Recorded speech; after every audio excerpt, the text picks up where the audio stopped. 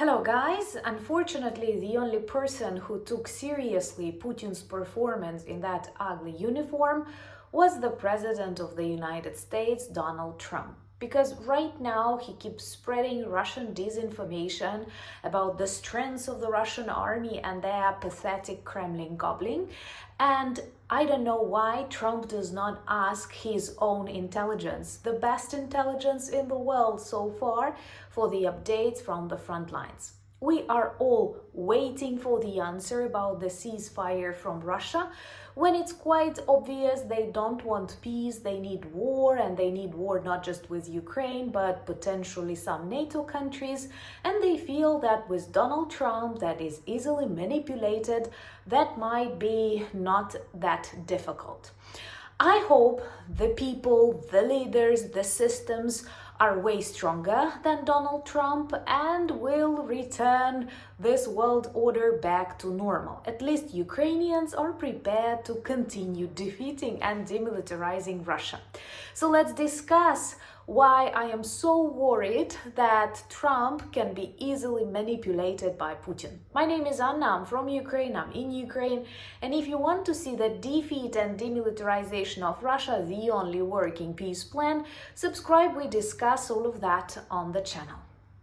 Right now, everyone is waiting for the reaction from Russia, even though there were a number of messages coming from Lavrov, from Zakharova, even from Putin, demonstrating they are not interested in the ceasefire, they are not interested in peace. The only person who keeps speaking about the success with Russia is Donald Trump.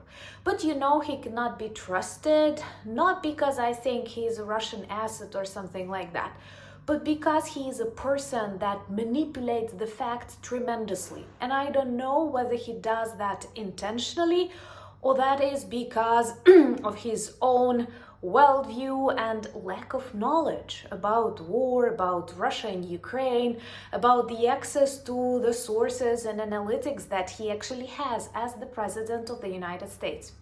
Recently, in his Truth Social, he repeated another very Putin-style message that thousands of Ukrainian soldiers are now surrounded, and he begged Putin to be merciful and so on and so forth. This is a very open manipulation. No such situation is real, neither in Kursk nor in Ukraine. Putin tries to persuade Trump that he is super strong, that he controls everything everywhere, when, attention please, this is a very important fact that you don't have to ignore. All that performance of Putin wearing that pathetic uniform actually took place not in Kiev, not in Odessa or Kharkiv, but Kursk. Now, this pathetic Kremlin gobbling is trying to persuade that some movements of his troops in Russia is his victory, when before this war, all of the Russian territory was under the Russian control. He is losing. He has lost a lot already, including their economy and almost 1 million of people. And right now he has this best PR manager in the White House. Don't let them trick you. This is very important because lots of decisions are based on this fake image of Russia. When you see Ukrainian drones keep destroying their oil refineries, their military objects, literally every night there are explosions in 10, 15 Russian regions, there is nothing they can do apart from persuading Trump. Trump is, okay, I will be YouTube friendly, audience friendly, I won't say all the words I can use describing him, but he is a weak person. He started these negotiations giving up on everything from Ukrainian and American side, even though we are like long-time allies. And he only respects those bullies and those dictators. And at the same time, as far as I know, he tried to avoid conscription. He has no military or even around experience. So he is definitely not the person to trust to make some important decisions about the future of Ukraine, the future of Russia, and most importantly, the future of NATO. Please subscribe and share these videos to demonstrate your solidarity with Ukraine. That's important. Unfortunately, right now, the loudest representatives of the truly strong nation, America, are Musk and Trump, who are constantly whining. I have read this message about whining policy that Trump uses, and that's exactly what it is. I'm surprised. He wants to be strong, but at the same time, he is constantly whining, saying how bad everything is. Neighbors are bad, other countries are bad, economy is bad, and Putin is so strong that if you listen to Trump, it seems that if Russia wants to invade the United States, he will surrender on the next day. Guys, this country wanted a blitzkrieg. They failed. We have got back most of the Ukrainian territory they managed to take control over. Now they get help without any hesitations, without any limitation, without any delays from China, Iran, North Korea. They have North Korean soldiers on the land, and we still teach them. We still take back our territories. We still control Kursk. Think about that, how distorted the reality right now is. And I feel it's a plan that Putin will keep frightening Trump, understanding that he is very easy to manipulate, that he is a frightened, whining big baby. And once again, he lives with that image of Soviet Union, of Russia, in the 80s, in the 90s, when he visited this rotting empire. I wonder why. And based on these presumptions that have nothing in common with the real Russia, he will try to build his politics and diplomacy.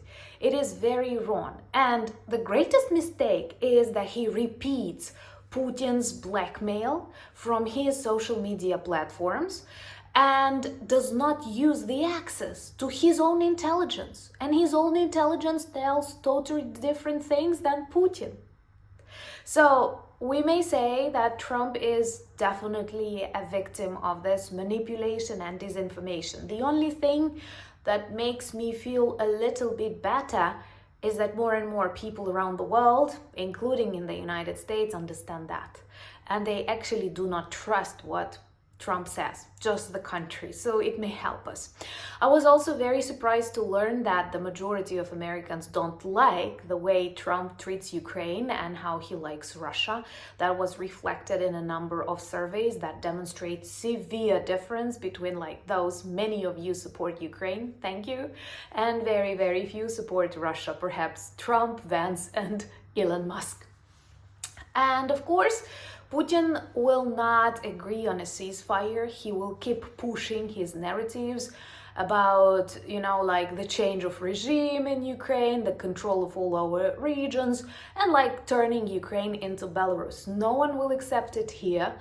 I feel that no one will accept that in the European Union, and Trump will keep whining because he is constantly surprised that there are brave and strong people around, and they break his plans to surrender and keep whining, blaming others but him. Let me know, what do you think about that? Do you think that Trump is a Russian asset? Do you think he's easily manipulated, or it is a 3D, 4D chess game and I'm just an ordinary Ukrainian who does not see the essence? I doubt. And our task is to remain united, to respect the borders of each other.